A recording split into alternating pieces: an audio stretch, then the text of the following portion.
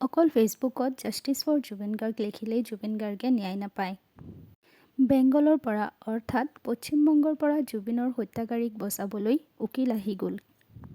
কিন্তু আমি সম্পূৰ্ণ নীৰৱে আছোঁ। কেনেকৈ সাহস পালে বাহিৰা ৰাজ্যৰ পৰা জুবিন গাৰ্গৰ হত্যাকাৰীক বচাবলৈ? কেৱল মাত্ৰ জাষ্টিছ ফৰ জুবিন গাৰ্গ লিখিলেই নহ'ব, অভিযুক্তৰ শাস্তিৰ দাবীও কৰিব লাগিব অসমৰ জনতাই। এয়াই হৈছে আটাইতকৈ উপযুক্ত সময়। ইতিমধ্যে বহুত পলম হৈ গৈছে। এইদৰে বিস্ফোৰক মন্তব্য কৰিছে জুবিনদাৰ সহশিল্পী পাৰ্থ গোস্বামীয়ে। আজি জ্যোতি চিত্ৰবনত জুবিন গাৰ্গৰ সহশিল্পীসকলে কি ক'লে সেয়াই আহকচোন শুনো। কেৱল ফেচবুকৰ যোগেদি জাষ্টিছ ফৰ জুবিন গাৰ্গ লিখিলেই জুবিন গাৰ্গে ন্যায় নাপায়। অভিযুক্তৰ উকিল আহি গুৱাহাটী পালেহি আজি, কিন্তু আমাৰ টীম নাই। অসমত টীম গঠনেই কৰা নাই চৰকাৰে। অধিবক্তাৰ টীম গঠনত আমাৰ বহুত পলম হৈছে।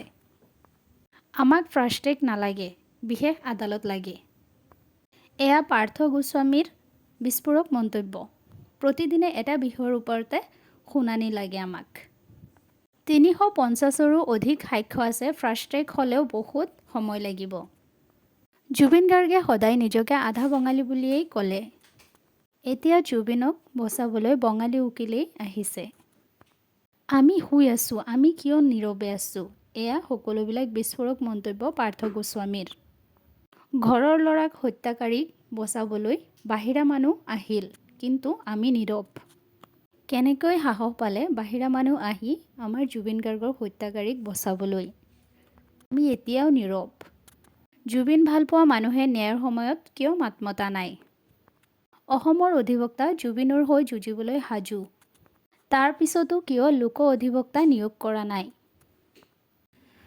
এয়া বিস্ফোৰক মন্তব্য কৰিছে জুবিনদাৰ সহশিল্পী পাৰ্থ গোস্বামীয়ে। ন্যায় বিচাৰি চৰকাৰক অনুৰোধ জনাইছে।